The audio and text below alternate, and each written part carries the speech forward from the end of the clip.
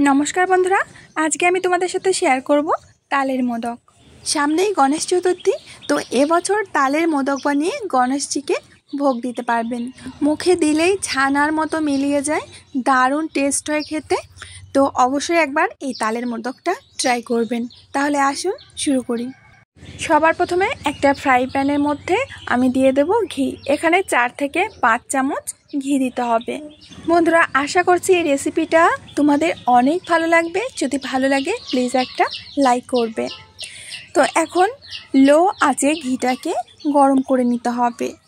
তো ঘিটা গরম হয়ে গেছে। এখন আমরা এর মধ্যে দিয়ে দেব সুজি। এখানে আমি 150 গ্রাম মতো সুজি নিয়েছি। তো সুজিটাকে ঘিয়ের সাথে একটু লাল লাল করে ভেজে নিতে হবে। তবে খেয়াল রাখবে সুজিটা যাতে পুড়ে না যায়। তো সুজিটা দেখতে পাচ্ছ আমি একটু ঘিয়ে কালার করে ভেজে নিয়েছি। এখন এর মধ্যে দিয়ে দেব কোরানো নারকেল। আধমালা নারকেল আমি কুড়িয়ে নিয়েছি। সাথে দিয়ে দেব পরিমাণ মতো চিনি, আর তার সাথে দিয়ে দেব ফাটিয়ে রাখা এলাচ, আর এখানে দিয়ে দিচ্ছি হাফ বাটি মতো গুঁড়ো দুধ। এখন সমস্ত কিছু একসাথে মিশিয়ে নিতে হবে। এই সময় অবশ্যই গ্যাসের আঁচটাকে লো করে রাখবে। প্রায় 4 থেকে 5 মিনিট মতো এগুলোকে নাড়াচাড়া করে নিয়ে তারপরে এর মধ্যে দিয়ে দেব তাল। তালটাকে আমি আগে থেকে জাল করে নিয়েছিলাম সামান্য, সেই জাল করা তালটাই দিয়ে দিচ্ছি। তোমরা চাইলে কাঁচা তালও দিতে পারো। এখন তালটাকে খুব ভালো করে সুজি, গুঁড়ো দুধ আর নারকেলের সাথে মিশিয়ে নিতে হবে। আর এই সময় গ্যাসের আঁচটাকে মিডিয়াম করে দিতে হবে। আর এটাকে রান্না করে নিতে হবে প্রায় 7 থেকে 8 মিনিট, যতক্ষণ না এটা একেবারে শুকিয়ে যাচ্ছে, মানে একটা ডো ফর্মে চলে আসছে, ততক্ষণ পর্যন্ত নাড়াচাড়া করতে হবে।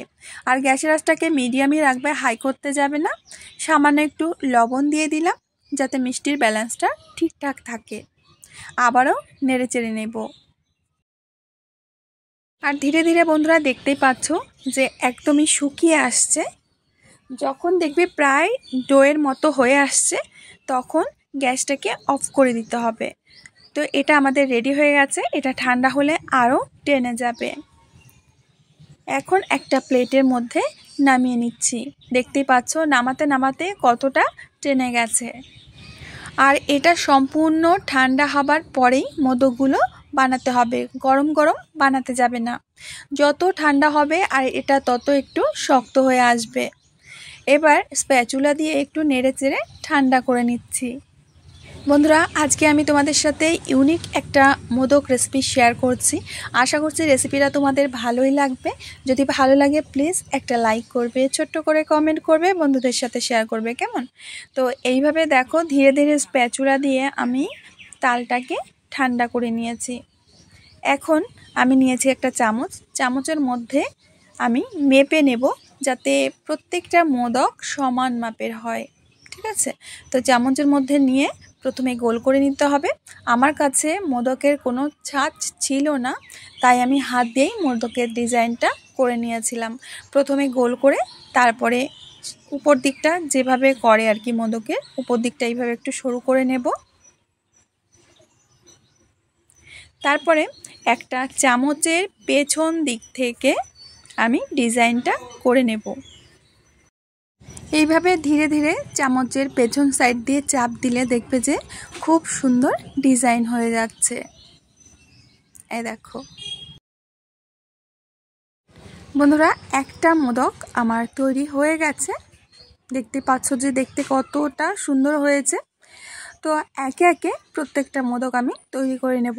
এরই মাঝে আমি বলে নিই, আজকে আমার ভিডিও দেখতে যদি কোনো নতুন বন্ধু এসে থাকো প্লিজ আমার চ্যানেলটিকে সাবস্ক্রাইব করবে, পাশে থাকা বেল বাটনের অল অপশনে ক্লিক করবে, যাতে আমার প্রত্যেকটা ভিডিও আপলোড হওয়ার মাত্রই সবার প্রথমে তোমার সামনে পৌঁছে যায়। আর তোমাদের মতামত জানাবে যে রেসিপিগুলো তোমাদের কেমন লাগে আর তোমরা কেমন ধরনের রেসিপি দেখতে চাও।